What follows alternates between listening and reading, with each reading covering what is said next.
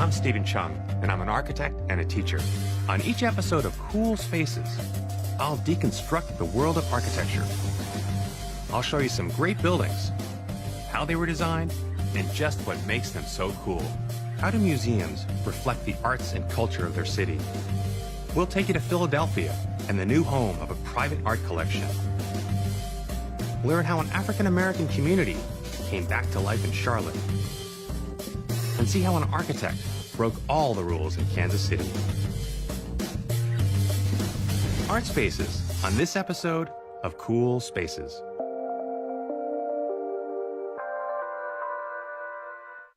People visit an art space in search of something visual that captures their imagination.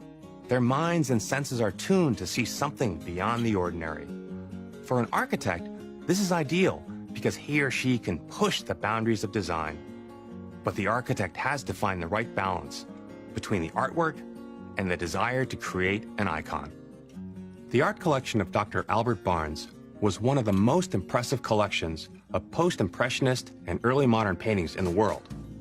Beginning in 1922, its home was in suburban Philadelphia. In fact, it was in a building right next to Dr. Barnes's own house. Over time, the building that housed the collection needed costly repairs. It was decided that it was time to build a new home. But there was one big catch. According to the will of Dr. Barnes, every wall and every gallery of the new building had to look exactly like the old one.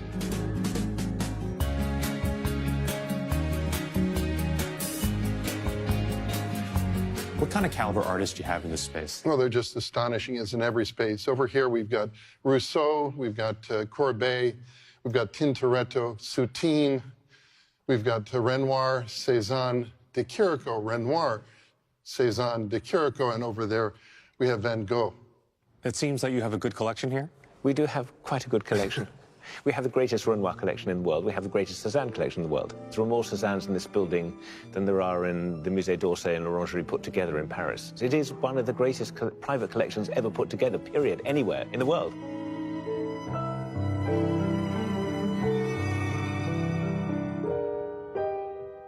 This is Philadelphia's city center. A few blocks from City Hall are exemplary early 20th century Beaux-Arts buildings.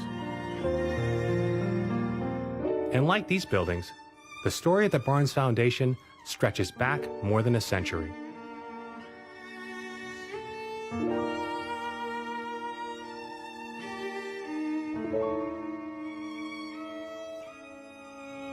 Who was Dr. Barnes? Oh my God, what a question.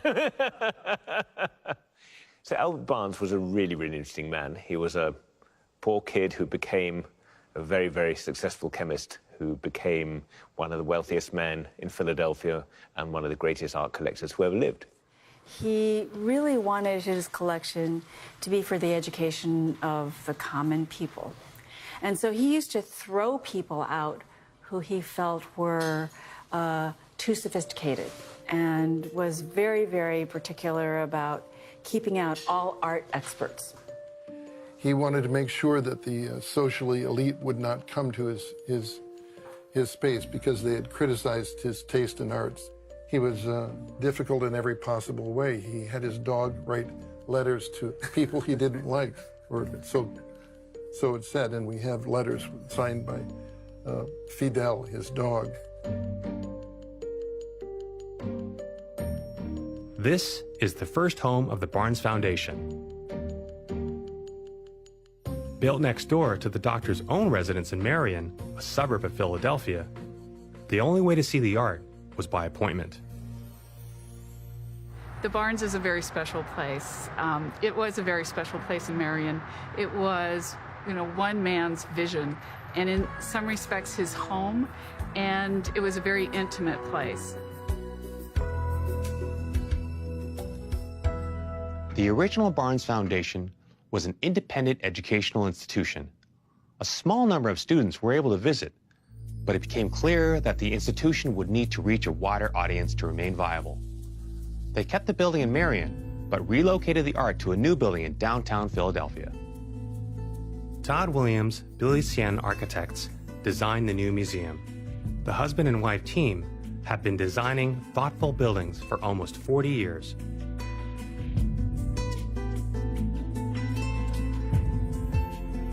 They're often called the architect's architect because of their keen attention to material and detail. They believe that architecture is an act of profound optimism and aspire in their works to provide a sense of grace.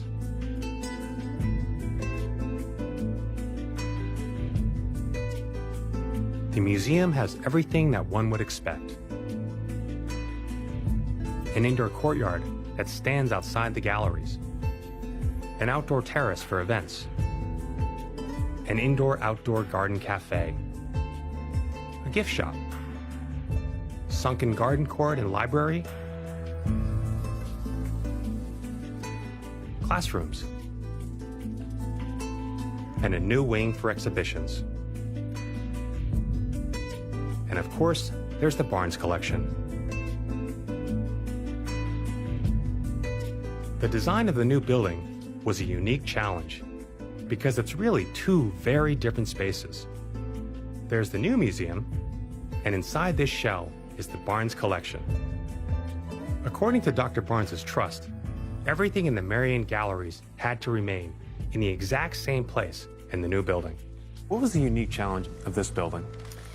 Well, working for the Barnes Foundation, the challenge was that the paintings had to stay the same, the way they're hung had to stay the same, and the sequence of rooms had to stay the same.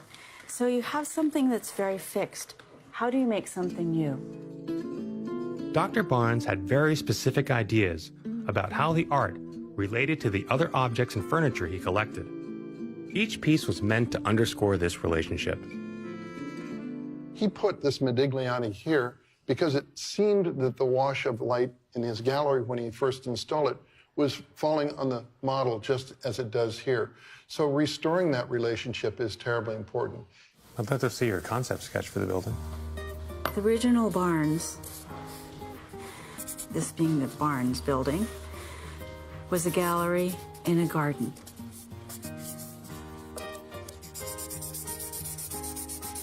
We said, when it moves to downtown Philadelphia, it would be really important to continue that sense of serenity. And so here we have the garden in the gallery.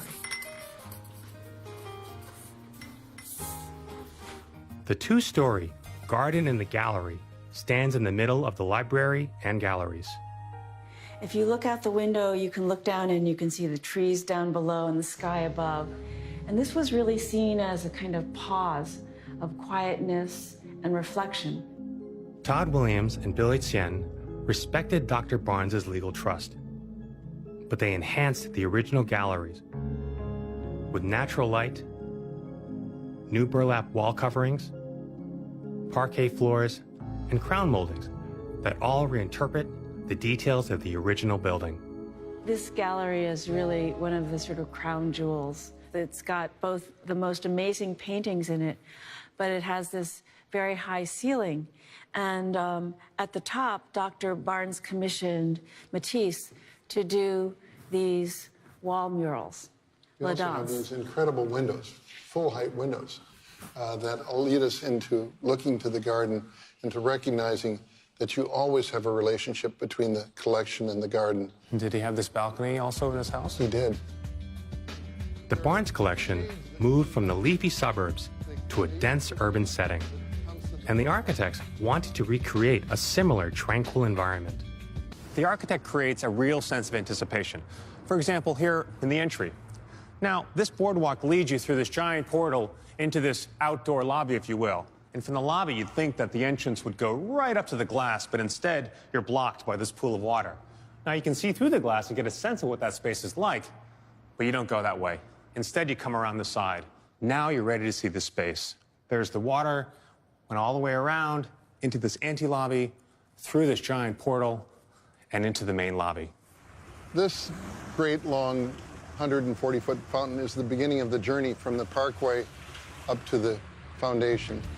And it's the first moment you really begin to, with the sound of the water, still yourself, become calm, realize you're entering a garden. This is a kind of sloping path bordered on either side by these sort of amazing deodora pines, which were chosen by Laurie Olin, the landscape architect.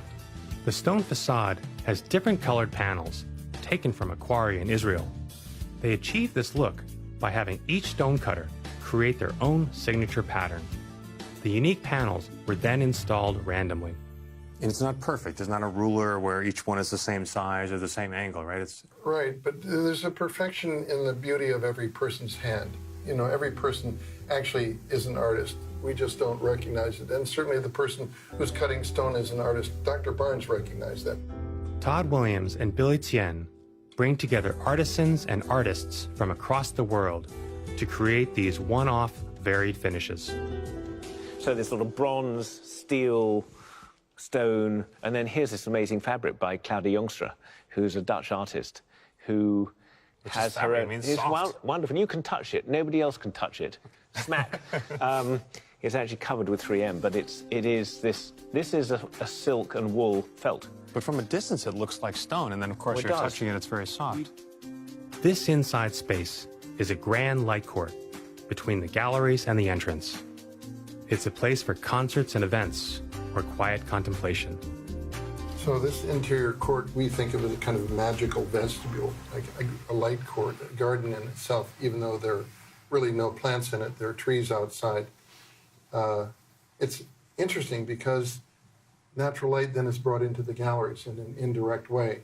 We're standing on recycled Coney Island boardwalk. This is recycled Coney Island boardwalk, and which means it's good for events because Coney Island boardwalks had pretty well everything. You mean Coney Island? You mean the amusement park? I mean the amusement park, yeah. Anything that the human race could drop on the floor, this floor has had dropped on it. It's fantastic. It's actually a wood called ipe, or a variant of ipe, which is a very, very dense wood. And it's difficult to produce, and it's terrible to, in a way, have to destroy it. But fortunately, today, we're recycling so many of our materials. The Barnes Foundation is a LEED Platinum building. That's the highest level of sustainability. And nowhere is this more evident than the light box that tops off the museum.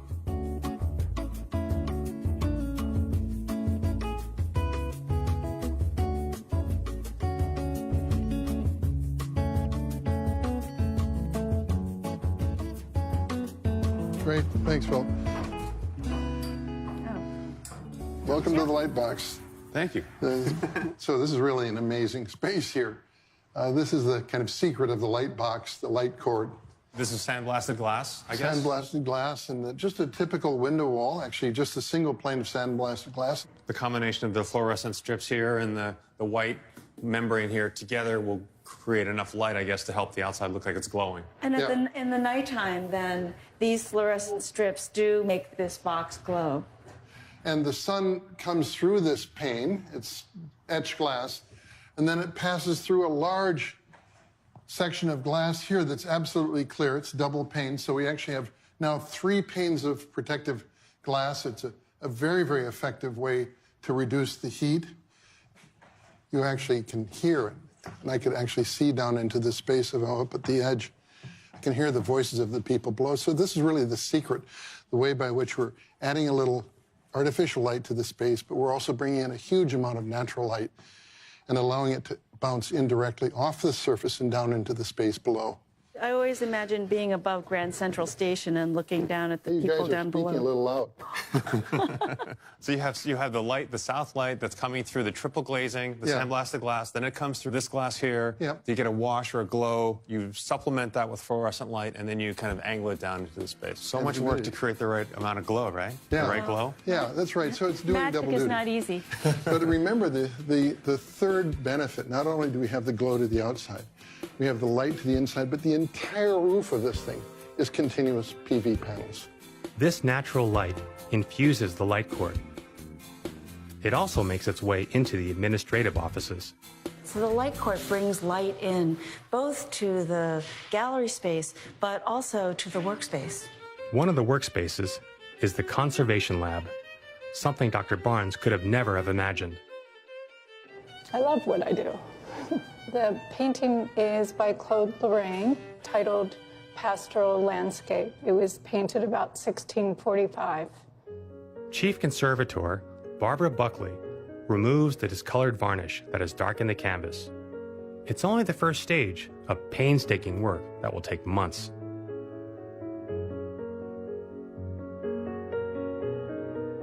technology has changed the Barnes Foundation. In fact, the way that visitors see the paintings has been changed by a new technology built right into the windows.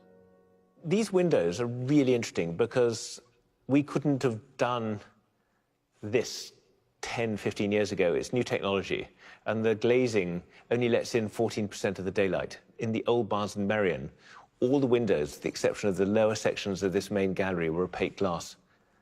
People saw the paintings only with the yellow light of the galleries, not with the blue light of daylight. And for painters like Cézanne, who used so many blues, or for the late Renoir, it was impossible to see the pictures properly. So effectively, by using this new technology glass, we have a new collection, because we're actually seeing the colors in the true color temperature, as opposed to very much in the yellow spectrum.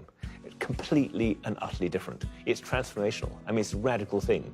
Well, one of the things that people also say is we love how everything is the same, how you've really reproduced the old gallery spaces. And we always have a kind of secret smile, because to them, everything is the same. But actually, if you look at what we've done, everything is different. What began as a difficult process of moving a permanent collection from a private to a public space has brought a new audience and appreciation to the Barnes Foundation. To be honest, there were many people who were so fretful about the process that they didn't have these huge expectations. We had huge expectations, and I think in many ways we exceeded our own expectations, which was great.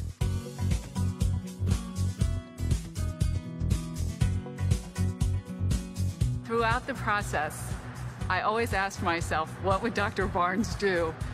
Who knows? He was a very eccentric man. Look, Marion was a fabulous place, and it was very special. I think this is equally special, and it will serve many generations to come, and it's exposing the art to so many more people, and it's so much more accessible, and that's what the real mission was, and that was really a mission of Dr. Barnes.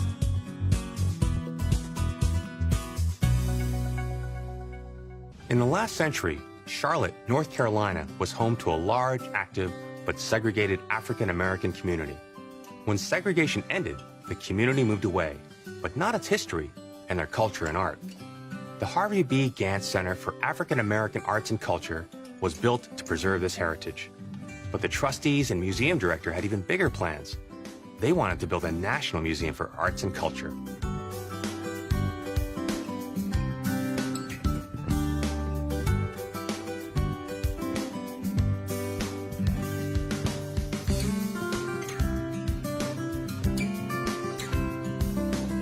People come here because this is a place that can relax, you know, and when you're happy and you're with people you want to be with, it's one of the times you're having the most fun. The art, the people, not only is it enjoying, you learn something. And at my age, I could use to learn something on a Friday. Good evening, and thanks for joining us tonight. Tonight, we began a year-long exploration of African-American identity. I absolutely love the galleries, because we're able to display all of this beautiful art that we weren't able to display before. It's a very functional building, and I love every part of it, actually.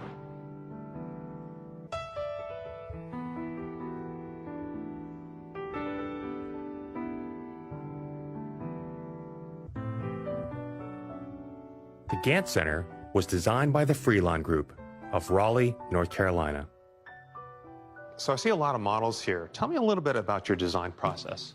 Phil Freelon is the founder and president of the Freelon Group. We normally start with an idea, particularly on a museum or a library. We think that the building should begin to express some of the mission and vision of the institution. The Freelon Group has created a wide range of spaces at universities, hospitals, corporate offices, and public spaces like libraries. Their highest profile project is the newest museum on the Mall in Washington, D.C., the Smithsonian Institution National Museum of African American History and Culture.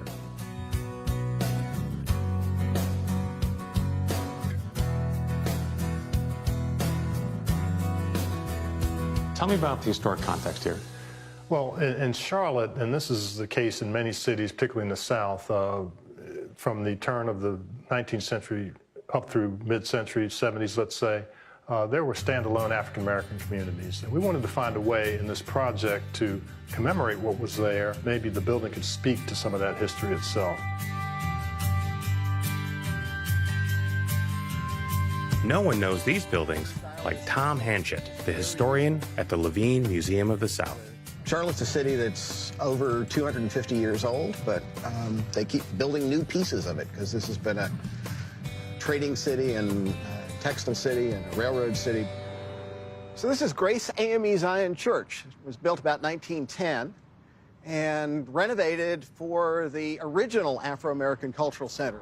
This is the old Brooklyn neighborhood we're looking at right now. Yeah, we're right on the edge of what was the largest African-American neighborhood in Charlotte, Black Main Street, doctors, lawyers, and this church is about all that's left in this area. But Second Ward was where you defined a place called Brooklyn. We didn't call it Second Ward then, it was called Brooklyn, much like Brooklyn, New York. In fact, when I first came here, they talked about Brooklyn, and I kept saying, but that's in New York. They said, no, it was here. And that's what's so interesting about the history. Kelly Alexander's family owned the dry cleaners in the neighborhood. What kind of memories do you have of this place? I have very vivid and very fond memories, of it. It was a neighborhood that you had some of everything going on. I remember the stores, the barbershops, the movies, the library.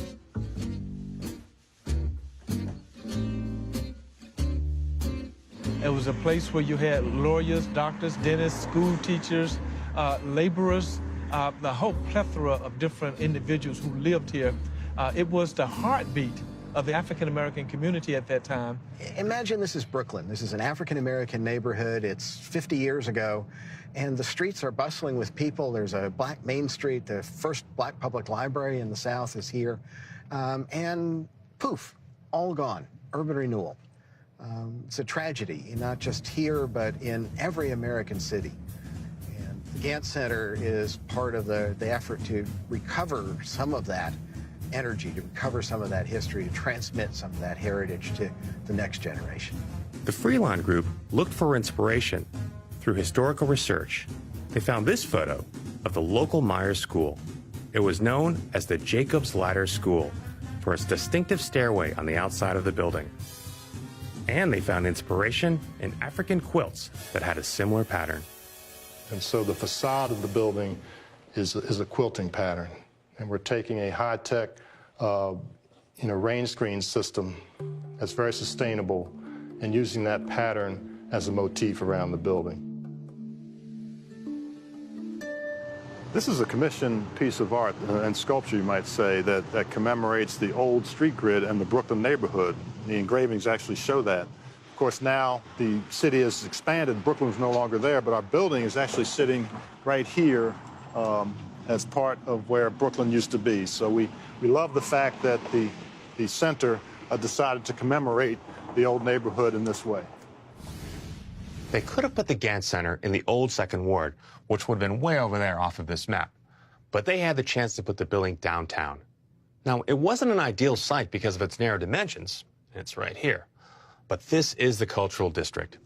We've got a museum in this location, a theater, another museum, convention center, and even a really nice park.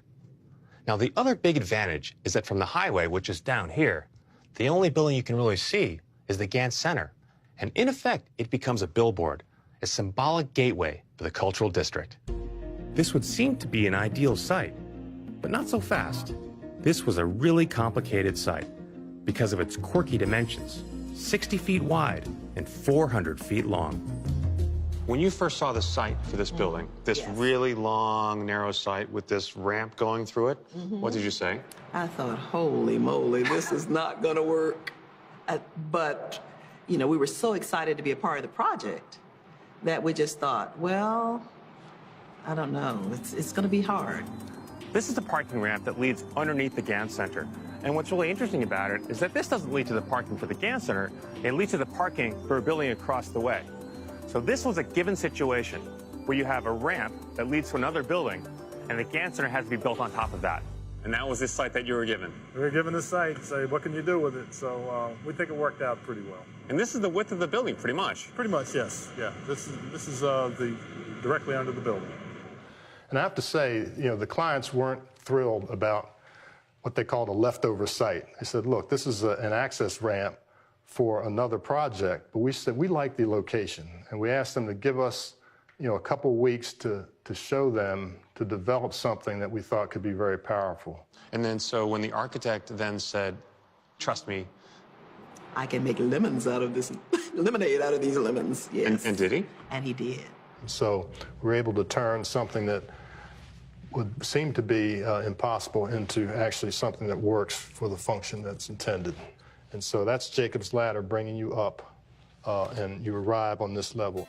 We felt that it was important for the Gantt Center to be on Main Street, that for the next 40 years, the role that the Gantt Center would play about presenting African-American art, history, and culture, that would be extremely important that we be very accessible to all people. How does the building work? How is it organized? Well, the idea was to come up and take the notion of Jacob's Ladder and arrive at the center of the building. And what that allows us to do is get to the galleries without corridors. And so the main gallery spaces come right off of and entered into from this public space. This gallery over there? Gallery there and here. And so when you get into those spaces, you can take the full depth of the building. They call it a dumbbell scheme, not because it's dumb, but because in the middle you've got this space, this public That's a space, good way to put it. and either end you have a gallery, you have another gallery. Yeah, and the stair is a continuation of this theme of ascending and coming up. We want people to engage in that, not just think about it and see it, but actually move through the space. And you'll notice that the floor material is extended to the treads of the stair.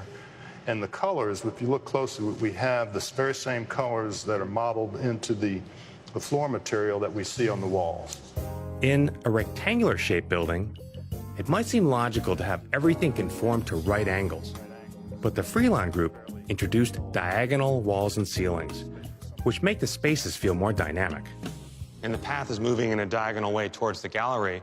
And what you can really see is when you look down below, how the stair is pinching the space on one end, and it really begins to open out on the other side. So that's the idea of a diagonal path moving through a rectangular room. That's right, and as you approach the top of the stair, we would like for the visitors to get this aha moment as the space really expands in front of them in that flare that you're talking about. While the narrow site and underground ramp were a challenge, another challenge for the Gantt Center was the tight budget.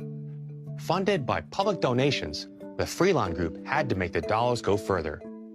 So while the materials aren't expensive, it's the assembly that makes it appear rich. Well, we actually have a modest budget, and for the skin of the building, for instance, we're using regular off-the-shelf components like a curtain wall, which is really nothing but glass and mullions, and then aluminum channels that articulate the angles in the facade that we're talking about, and then column wraps that are also standard cylindrical covers to the steel columns. What about the upper levels? Above that, it's a perforated metal panel, and we can see through the perforations to the wall behind. The brown color that you see is actually painted perforated metal, corrugated metal. Got holes in it? Yes, there's holes in it. Those tiny holes give the facade a sense of depth. But they also allow air to pass through and into a cavity between the screen and the main wall. This airspace efficiently controls heat gain by ventilating hot air out before it enters the inside. On the other side of the museum is a 400-foot-long wall that faces a parking lot, and that had some neighbors worried about how that would look. I lived in the condo building that looks over at this site. Okay. And I knew that 50-foot wide site, big program, they were going to have to fill every inch of that envelope. And by that, they were going to build to the property line. And I knew as an architect that when you build to a property line, I was getting ready to look at a big blank wall. This is the north facade of the Gantt Center, or the back. And the reason why there's no windows on this side of the building is because in the future, this parking lot could be a very big building. But in the meantime, you want to have something nice to look at. So the idea is to bring the pattern of the front and the side and bring it along to the back, inspired by the African quilting pattern, and let that have a visual interest on this side in the meantime. And when the building finally emerged and that wall was a reflection of the quilt design, I guess it's all over the building, it was an interpretive piece of that. and then it was lit up at night. It really enhanced our view, whereas it once was a parking lot, now we have this wonderful wall to look at that was a great version of a blank wall. With all of the problems solved, the Gantt Center has become an important part of the cultural center of Charlotte.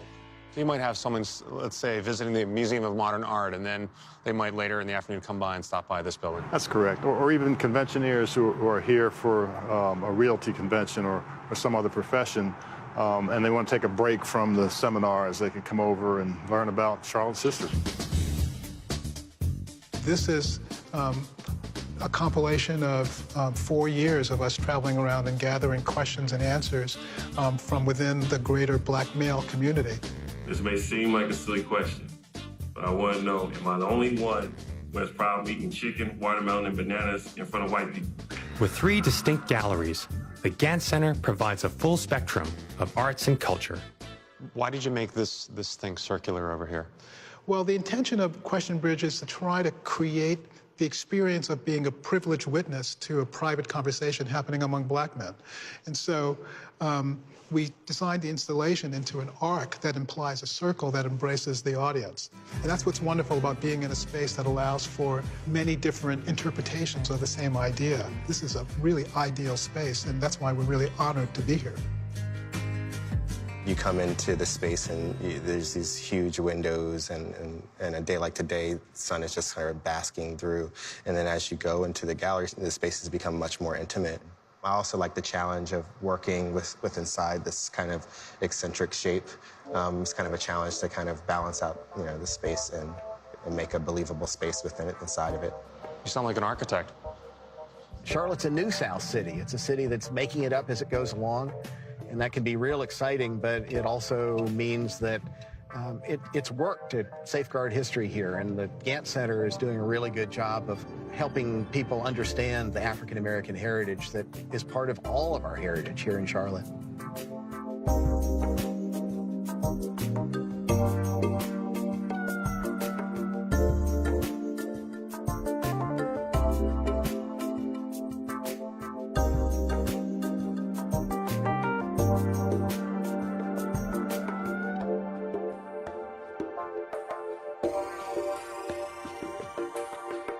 What do you think that some of the old timers, what do you think they think when they're up here and look back over the city and how it's changed? There's probably a mixed feeling of, what happened to our neighborhood. But on the other hand, we commemorate that. We feel good about having something that speaks to what was here before. What's beautiful is to see men and women in their 80s who lived in Brooklyn way back then, who come up here. Not just up here, they walk around the building itself and say, my goodness. It's great to be able to bring back that reality. It really is. Is the client happy that you convinced them to stay in this location as opposed to building someplace else? They are thrilled. And part of being an architect is trying to be convincing, right? Because we look ahead and we might be able to see and envision something that our clients cannot. So, we have to be able to express that and somehow convince them that over time, this vision can be realized and it will be beautiful for them.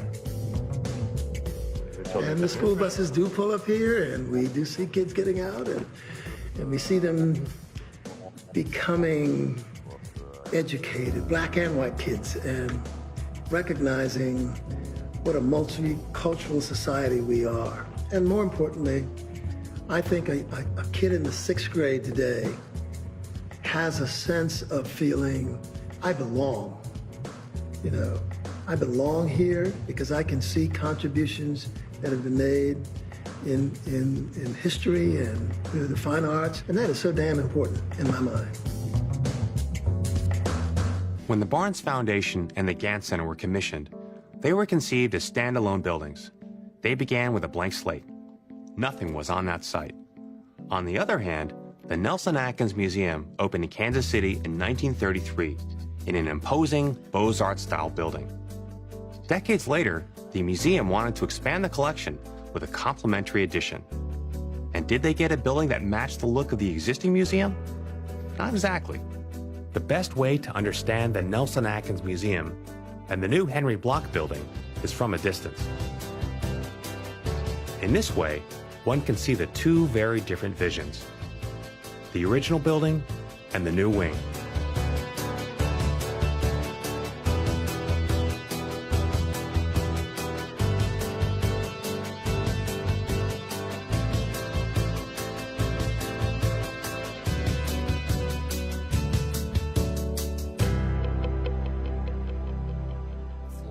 Greg Sheldon and Casey Cassius are with BNIM, a Kansas City-based architecture firm that managed the construction process. What was the building assignment?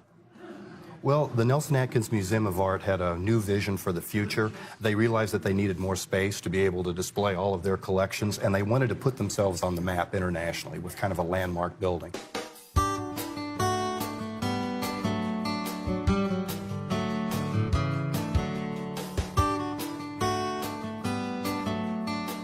Many high-profile buildings start with a design competition, with invited architects submitting proposed designs.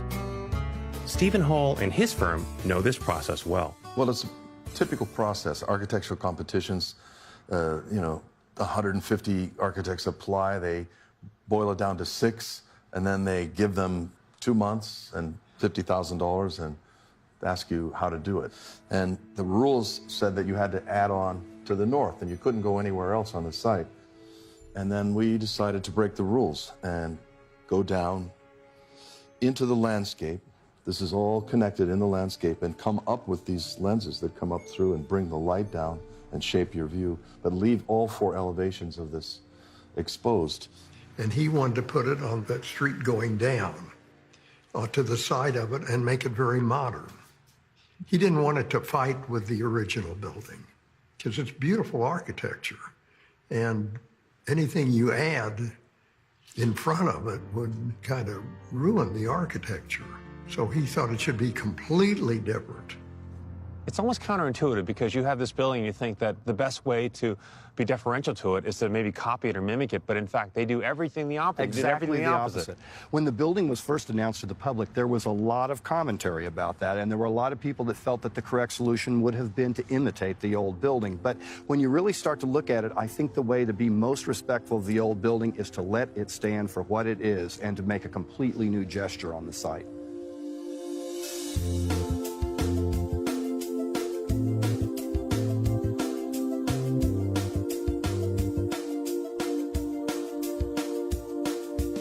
The block building addition is comprised of 5 connected buildings, each with its own galleries, or what Stephen Hall calls lenses. The addition is buried into the landscape. It isn't below grade and it isn't above grade. And by doing this, it doesn't overpower the existing museum.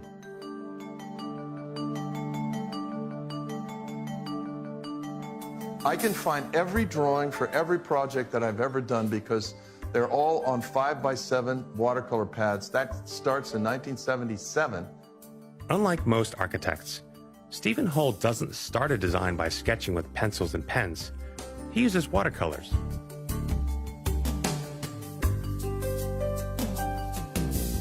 So you ask me about a project, and I can go to the year and go to the box and then find the drawing. For example, here's the Nelson Atkins Museum. Now, we've already decided to go down into the landscape, but I'm thinking, what are the ideals? The ideals of connecting to the landscape, light, open and inviting, freedom of movement. So you can see that the process isn't about painting, it's about conceptualizing. The concept, you can write words on here, and you see a lot of bad designs too, really terrible stuff. I would never, you get up in the morning, you have a bad day, don't show anybody, right? And how long does it take, typically? Anywhere from a day to 6 months. But after I have the idea, I can tell you exactly how long it's going to take. Stephen Hall's work is inspired by some aspect of a building site. He calls it anchoring. This approach ensures that each building is unique to that site. And it's why each new building looks different than the last.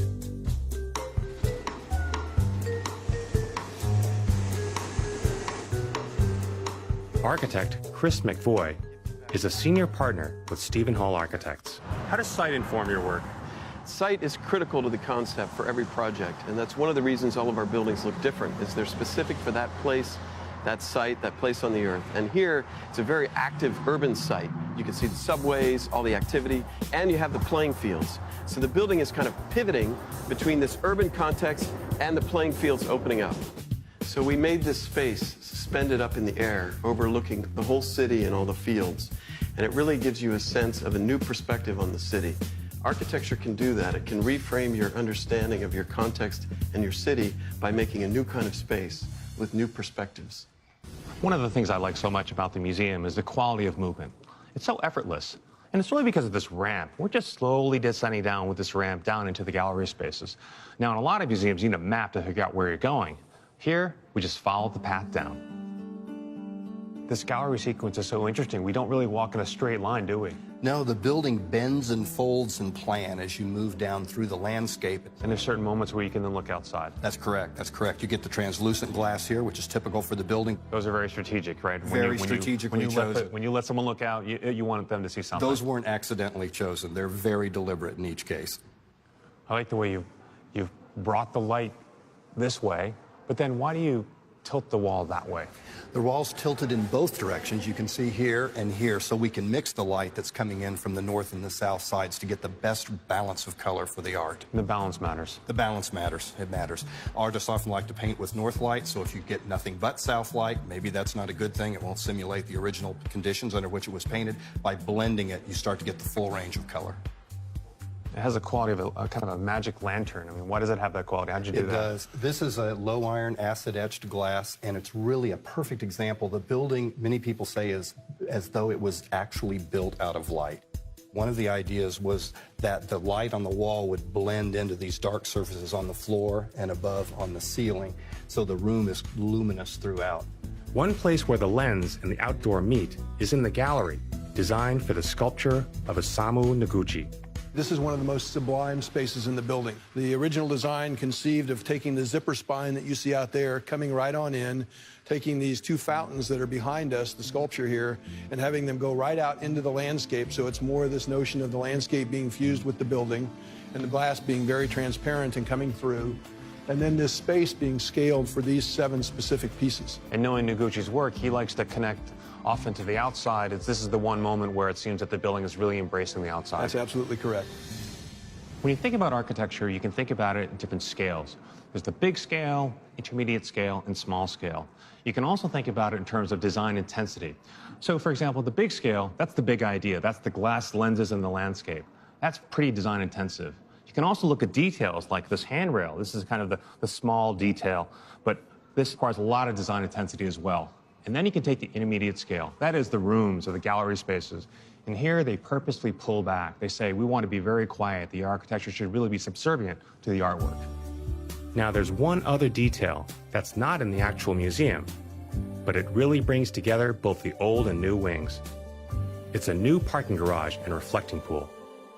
I was thinking of a vast hall, very tall, where the concrete structure is very special, and there's water, there's skylights in that pond, that big pond that's in front, and those skylights bring the light down to the parking below. Later, that became One Sun and 34 Moons, the Walter Di Maria piece. This used to be parking. Yes, it did. Right? And now you've turned it into a proper drop-off, and there's a beautiful fountain. There are these elements that you can see, the rings, these oculi that are essentially skylights to let shafts of light down into the parking garage, and they're combined with the sculptural piece that represents a shard of the sun. So by day, the shard of the sun glows in the sunlight, and by night, these rings are illuminated and they glow like 34 moons in the bottom of the pool. Now, light is coming through those holes in the ceiling through a shallow layer of water, and the sunlight is coming through and creating this magical effect on the ground. Absolutely. It's the surface of the water that's rippling in the wind that creates this dancing light on the floor of the parking garage. And it was interesting that when the parking garage first opened and before the cars came in, students from the Kansas City Art Institute across the street would come over with blankets and picnic baskets, spread them out in the dancing light, and have a picnic lunch.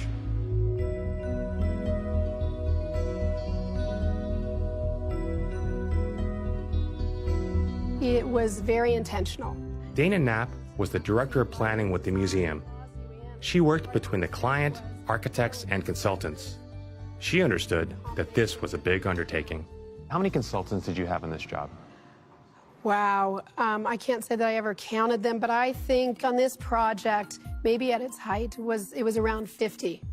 From art storage consultants to envelope and glass consultants, security consultants. So we really wanted to get it right, and that expertise was invaluable.